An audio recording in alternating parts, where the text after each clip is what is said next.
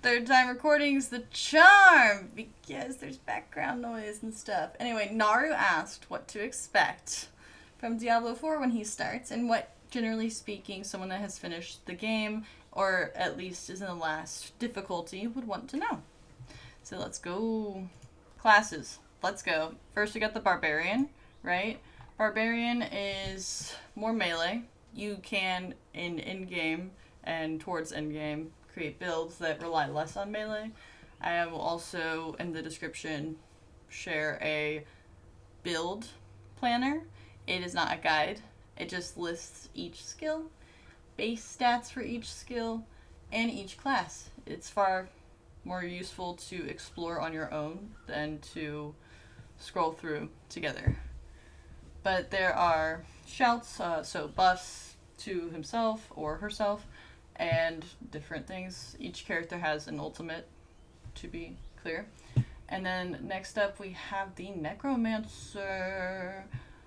So it's pet management and summoning, or slash summoning, whichever you prefer to call it, debuffs, and magic. So it's a combination of summons and casting, whereas Sorcerer would be more primarily casting, but Sorcerer relies more on elemental magic. So there's 3 different elements that you can focus builds around, and good synergy through abilities, attributes on gear that you get later in the game. Sorcerer is pretty good earlier game because you can be distanced from anything you're attacking. It's ideal playing with someone else that is willing to stand in front and potentially die over and over again. With the rogue, you can go melee or ranged. There's also traps that can be set. So you can do precision strikes, you can evade, you can also be highly mobile. Rogue is probably fastest in my opinion, by default, like early game. And then we got the one I've been playing so far, as you saw, Druid. Druid, you can do shapeshifting, right? You can be a werewolf, a werebear. There's synergy corresponding with each. There's even like a skill, part of the skill tree that allows you to have companions or summons. They do die and then have to come back. And they have nature magic. So you can go ranged with a druid. You can also go melee with a druid.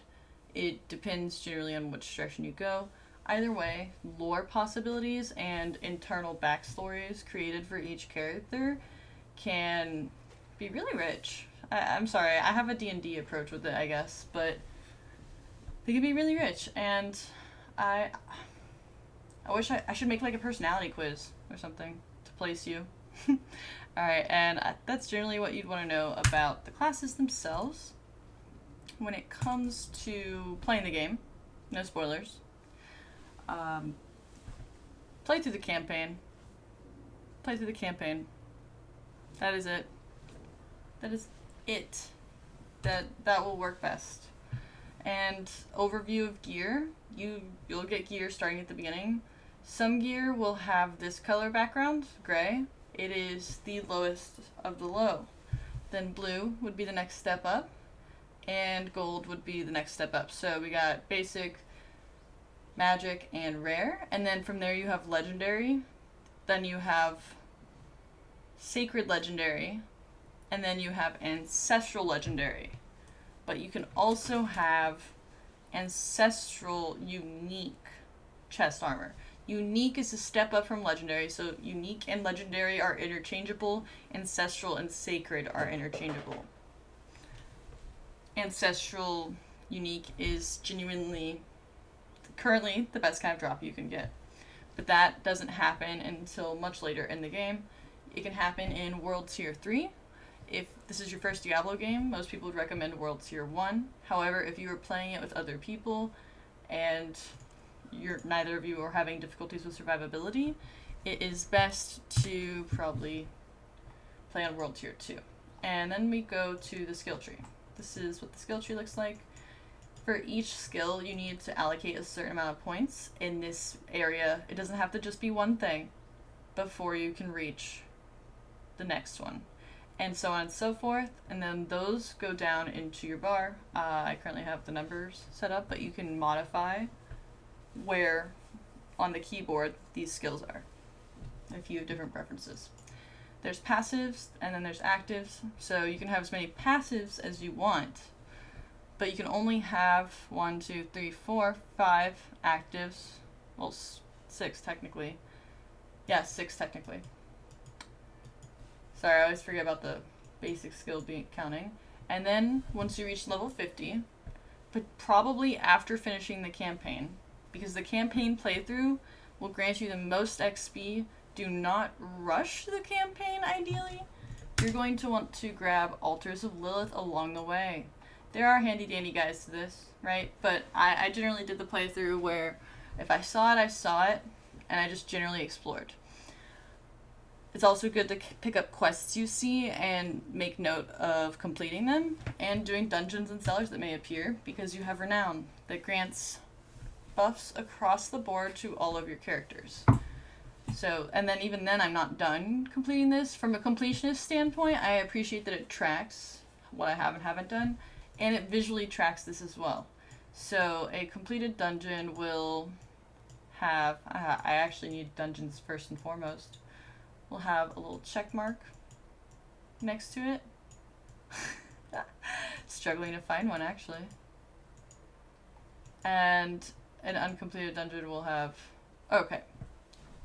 The best way to check is if there's an aspect, see if you do or don't have it yet. It's part of why I haven't prioritized every single dungeon, because I only needed some to be able to imprint on my gear. But yeah, there will be a check mark and you'll be good to go. Or you can keep track through interactive maps. They exist. Renown is huge though, and Paragon points become more relevant later, so you don't need to worry about them, but the skill point is beneficial to completing the campaign at a minimum with the potion capacity. That massively increases your survivability outside of being able to upgrade the potions. Which brings me to the next point. Shops and what they do. So you get gear drops as you go. You at the very beginning, this is the sign of an upgraded piece of gear. I've upgraded it 1, 2, 3, at least that many times.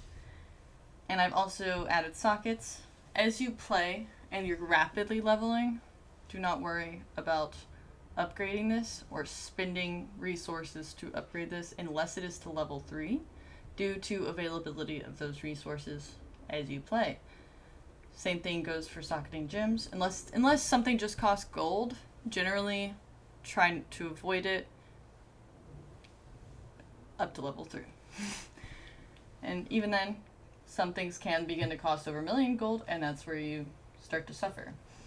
So, upgrading is done for gear at the blacksmith, for gems at the jeweler, and for jewelry, rings and amulets, at rings and amulets. And there are different kinds of gems. You can upgrade them at the gem person. There's just default ruby, right? And then there's also this one, which I have in, it has 5 points instead of the 4, is a flawless ruby. Or, yeah, I believe flawless ruby. Don't quote me on the exact name. Or king ruby or something. But you will get elixirs as drops. It's not really worth it to craft them just for experience, unless maybe you need an elixir for survivability for a specific dungeon that you're just soloing and you can't find anyone else. So the real reason to use one of these is the experience gained by 5% for 30 minutes. You'll get a little icon. This lasts the same amount of time as the experience buff. I like that. So I know that for now I have +5 experience, or 5%. Stats and materials. You will use, you can overview like your crit, your defensive, different types at any time, rather than scrolling over your stuff and hoping you remembered what you had somewhere else.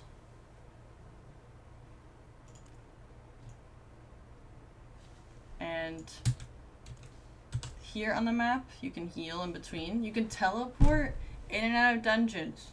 Go to the healer and go back. Fun fact, you just have to not die while teleporting. That's my weakness. Here is where you upgrade your potions about every 10 levels. This does not increase how much health they give you. It increases how quickly it gives you that health. Here, you can use a currency called obols received from completing events that pop up or world bosses, and trade them for a random item in certain types. So let's actually go here. Also, stable, you change the cosmetic of your horse. Horse is Z. You must complete Act 3 to receive the horse quest. So you can gamble obols. I have 553. This is above what you will start with available, because I have completed Renown. And then you can see what kinds of rolls you can get, what kind of drops you can get. People used to say roll for gloves, because the aspect can land, or the legendary aspect, like what's imprinted there, can land, most of them can land on gloves. However, there's evidence to believe that this is not the case, and this is potentially not best practice early game. Do keep a couple keys on you at a time. Whispering keys, they're at the bottom. They're 10, and if you just need better gear in a specific spot, or you need plus % lightning damage on something, just roll it. Especially as you're playing through, you will keep getting obols just by doing events that pop up near you. And events are good XP, it's a lot of creatures at once. A lot of demons at once. Sometimes other people join the event, and you may be more likely to die if they're much higher level. It just depends on what world tier you're on.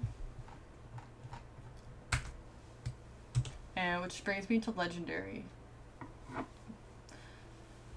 So, at the bottom, you see that's imprinted.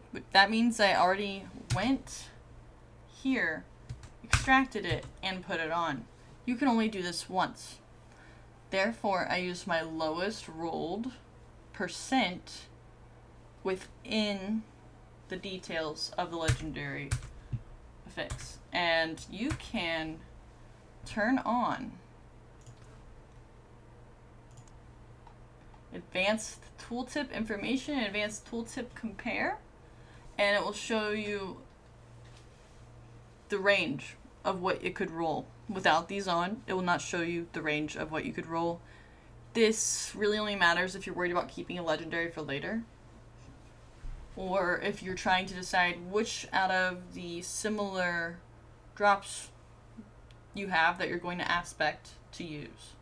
Because if you're saving something for super endgame, because it's the top roll, you wouldn't necessarily want to do that. Or use that at level 80, because you would get level 100 drops with higher potential rolls. At the moment, for my level, 71, 803 is a pretty good item power. Item power is, I'd consider it loose guidelines, at least when you have an established build. Because if you get a drop that has, let's see, like the green plus sign near the armor and down everything else, that doesn't mean it's better, because I'm also losing this. Sometimes what you're losing matters more than what you're gaining. And this is my specific class. Spirit boons, this is my special thing. Each class has a different one. It's worth looking into when finalizing, or if you're struggling to complete something, just revisit what you have set up and see if it still works best for the direction that your skill tree has gone in as you've progressed. Because sometimes you go back and you change things. You can always right click and refund it. Refund cost has gone up substantially because I've gone so far, but it would still not change anything. And that's pretty much it, outside of the fact that these blue areas are different quests. You can track quests by clicking on them, and then you can also drop a pin there, and it will map you there automatically. But this isn't a leveling guide, this is more of a just things you'd want to know. I hope this helped at least one person. And Croissant Boy says, thank you for joining us today. Lilith says, worship Mother, all hail. And enjoy the game if you decide to get it, if you haven't already. Bye.